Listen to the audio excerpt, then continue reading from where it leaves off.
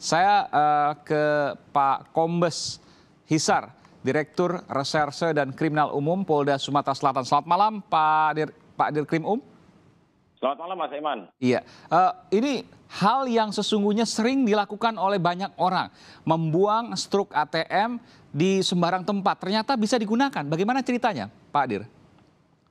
Betul sekali, Mas. Bisa kami jelaskan kronologis kejadiannya. Ya. Ini setelah kita tangkapnya, baru kita bisa mengetahui bahwa modusnya itu adalah mulai dari pengambilan struk. Berawal dari laporan nasabah yang merasa nasabah dari Sumatera Selatan yang komplain ke BPD Sumsel Bubble yang tidak merasa menarik uangnya sejumlah 1,5 juta pada waktu itu. Kemudian kita lakukan penyelidikan yang cukup panjang, kemudian terkendala dengan situasi COVID dan sebagainya. Pada tanggal 11 kita menemui titik terang, kemudian beberapa lalu kita berhasil menangkap dua pelaku yang berperan seperti disampaikan dalam uraian pertama tadi, bahwa satu mencetak rekening dan KTP palsu, kemudian satu sebagai yang pencari struk buangan dari nasabah yang saldonya masih cukup tinggi. Nah, mereka ambil kemudian mereka palsukan dan mereka bobol bank BPD Sumsel Bubble. Iya.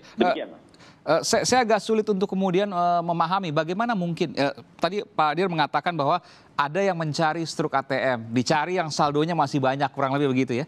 Lalu kemudian dari struk itu bisa berbuat apa? Kan tidak bisa berbuat apa-apa karena tidak ada nama juga di struk ATM, hanya nomor rekening juga mungkin tidak semuanya. Ketika ia mengirimkan transfer mungkin ada nomor rekeningnya, tapi kalau seandainya nomor rekening sendiri saya pikir tidak ada di struk ATM. Bagaimana kemudian hanya bermodal struk ATM itu bisa membobol bank? Betul, memang ini diketahui setelah kita lakukan penangkapan, mengerucut kepada pelaku, kita periksa dan hasil pemeriksaan itu bahwa yang bersangkutan mengambil struk dengan data yang ada nama, kemudian dia memeriksa data nama korban HH, Pak Hari, nasabah Bank BPD Sumsel. Dia mencari datanya di link KPU. Link KPU, datanya, umur, alamat, dan sebagainya. Kemudian dia membuat KTP palsu. Palsu, kemudian dia buat KTP palsu. Dengan KTP palsu itu, kemudian fotonya foto tersangka, fotonya dengan foto tersangka, tapi nama nasabah. Sehingga dia mendatangi kantor bank Sumsel, awalnya membuat rekening baru, dan membuat ATM. Nah, selang beberapa waktu kemudian dia menelpon ke Bank Sumsel dengan alasan dia mau menarik uang yang ada di rekening yang dia palsukan dari struk tadi, yang dia palsukan juga nomor tabung buku rekeningnya tabungan, tetapi dengan alasan dia tidak membawa ATM. Dari teller yang ada di Sumsel Bubble, bisa nggak saya menarik, memindah bukukan dari buku yang tadinya palsu dengan data palsu yang punya dia, pindah bukukan ke rekening satunya, tapi yang ATM satunya dia tidak bawa. Nah, kemudian dari petugas bank, oh ya bisa gitu, mengatakan bisa, kemudian datang dengan buku tabungan dan ATM palsu dengan yang dia bawa dengan foto tersangka. Petugas dari bank BPD Sumsel Bubble jadi percaya meskipun ATM yang satunya tidak ada, karena dia punya ATM yang baru ini, Pak. Di situ kelemahan dari dia punya, dan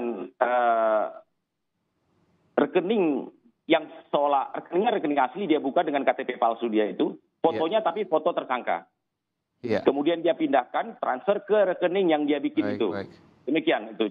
Jadi sesungguhnya ini ada dugaan juga kelemahan dari pihak bank, karena memang tidak semua bank bisa seperti itu. Kalau tidak ada kartu ATM-nya kan di bayangan saya pasti akan ada pengecekan bertingkat dan lain sebagainya. Dan kalau seandainya dilakukan pengecekan bertingkat, pasti akan tersaring di situ.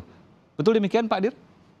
Ya, ini juga kita gali dari tersangka. Mohon maaf mungkin untuk praktek bank. Sasarannya memang daerah.